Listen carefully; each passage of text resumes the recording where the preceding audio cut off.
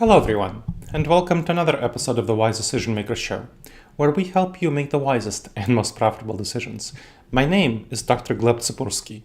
I'm the CEO of Disaster Avoidance Experts, the future of work consultancy that sponsors the Wise Decision Maker Show. And today we'll talk about a really important topic about how to actually choose a good hybrid work model for you. What should be the hybrid work model for you? And how do you customize it to different departments and roles? So, why is this important? Why shouldn't you just have the same hybrid work model for everyone across all departments and roles? This is a serious issue. We do see a number of firms that use this broad brush top-down approach to hybrid work, which don't have differences for different departments, different roles. For example, Comcast mandates office days on Tuesday, Wednesday, and Thursday, and remote only on Monday and Friday. Apple requires its staff to come in 3 days a week, so sort of similar model. This approach, top-down, standardized, several days, reflects a real reluctance by the leadership to adopt hybrid work and shows that it only did so because it would lose lots of talented staff if it didn't. Rather than having a really effective, customized approach based on what are the needs of different departments and different roles in each department for effective hybrid work to deliver the best outcomes. So, Apple's AI team had resigned due to a lack of flexibility as a result of its model. This is an example of how bad things get. You know how important AI is right now, and the head of AI resigning due to a lack of flexibility was a serious issue. So forced adoption is what you don't want to have. It undermines gains in productivity, retention, and cutting costs, which all come from effective hybrid work models. So if you want good retention, good productivity, if you want to cut costs, you want to make sure to optimize your hybrid work model rather than just standardize it for everyone with a top-down approach of the same several days. So, how do you think about this? Well, you want to understand what are the consequences of poor decisions. How do you convince leaders? How do you convince yourself, maybe? So, EY Work Reimagined Employer Survey showed that poor hybrid work planning harms company bottom lines and the economy more broadly.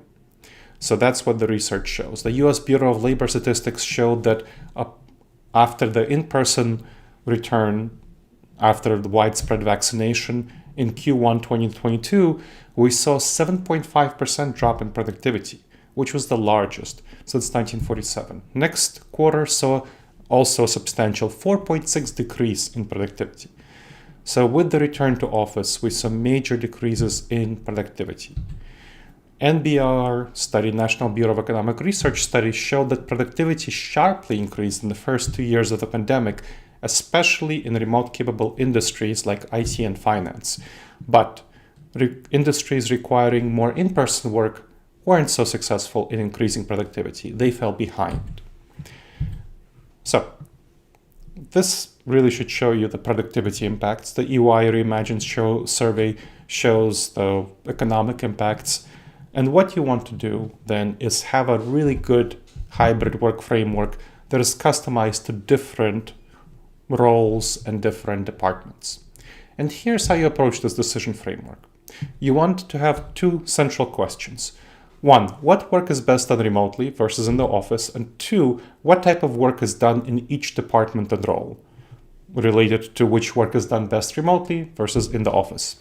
So, looking at the first question, studies show that staff are fine working in the office overall. What they really don't like is the commute. It takes a lot of hours and costs many thousands of dollars in costs associated with commuting, like gas, car, wear and tear. They have to get expensive lunches in downtown restaurants. They have to dry clean their clothing, buy clothing.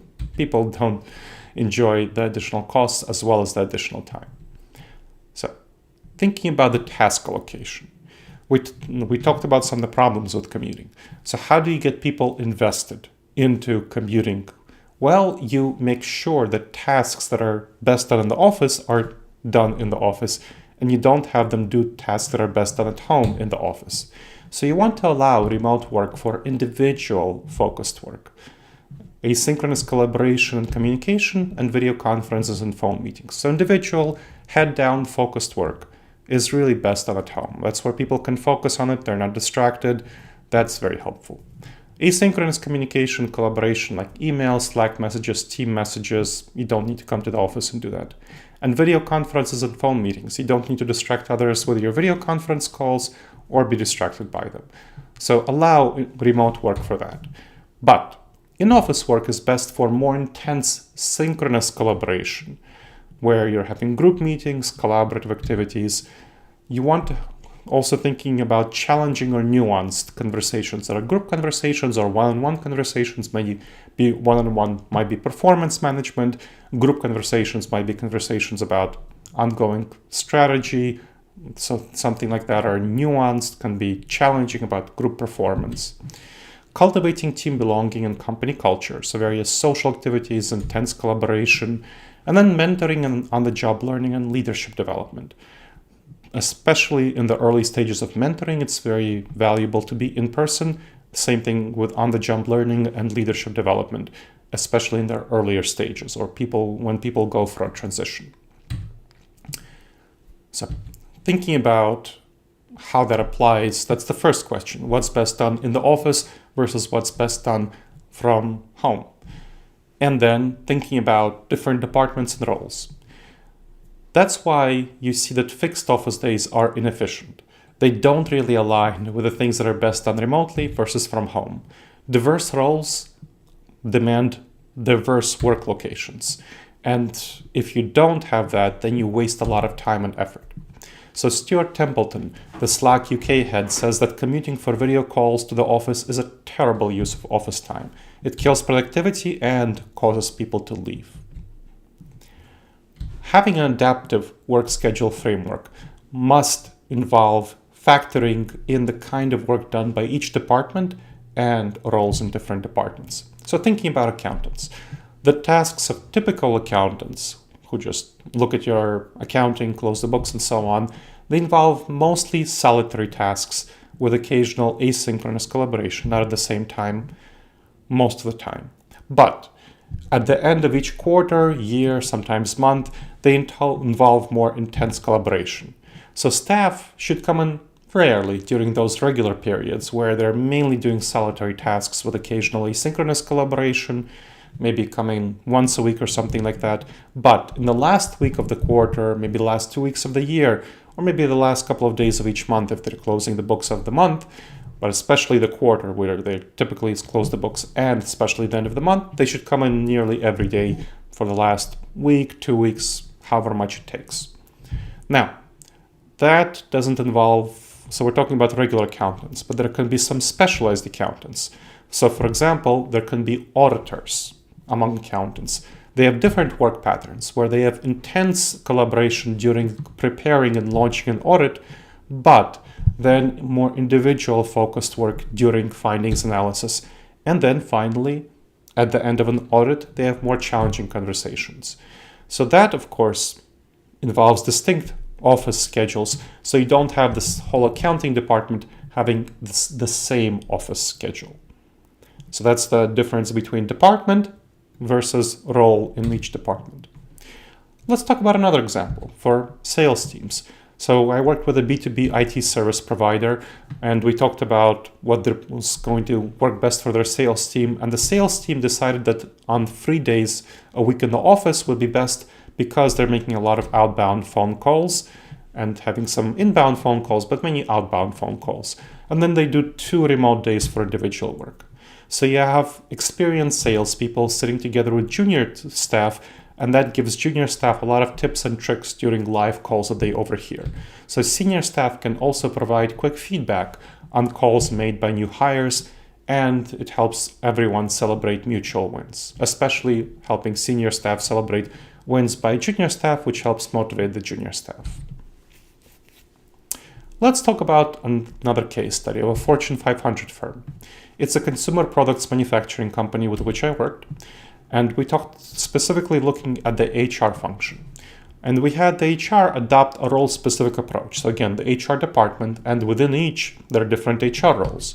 So back-end HR worked remotely. That was the best fit. They were able to find a lot of good staff across the United States who were working remotely, also in other locations around the world, mostly the US, who were working remotely. And they gathered once a week to socialize if they were working close enough to the office to do so. If they weren't, they gathered together once a quarter during the quarterly meeting.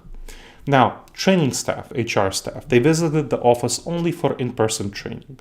They didn't need to do that otherwise. They also visited for the quarterly events. The recruiters worked full-time remotely. Again, that was a great way of cutting costs. And they didn't visit once a week, they just visited for those annual events. But the HR partners for the businesses, so HR partners, business partners who work directly with each business unit, they adopted schedules that reflected the departments they supported. So again, different schedules for different roles in each department. So thinking about that tailoring, the hybrid work. So those are some specific case studies. Let's go to the general principle. So you want to have the tailoring involve leadership setting guidelines and of course budget priorities.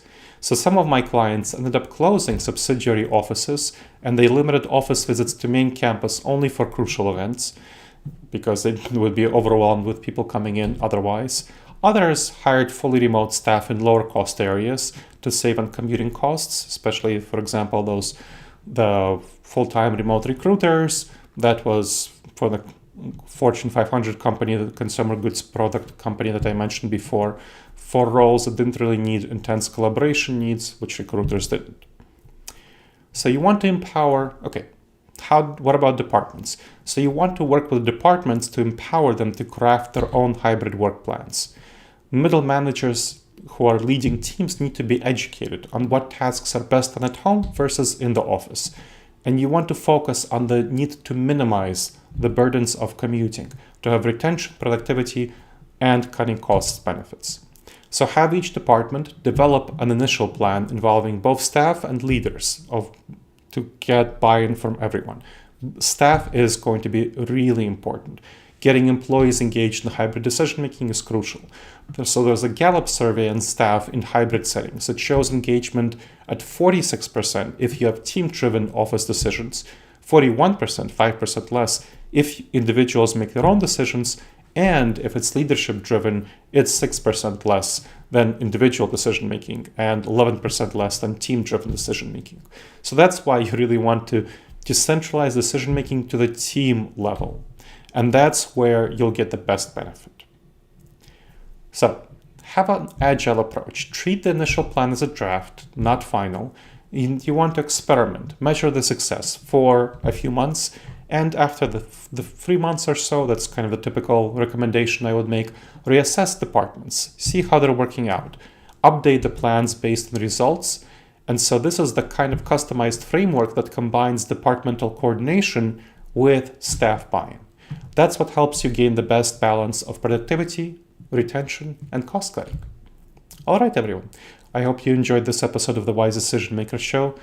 Please make sure to subscribe wherever you checked out the show and leave a review. It helps others discover the show and it helps us improve the show.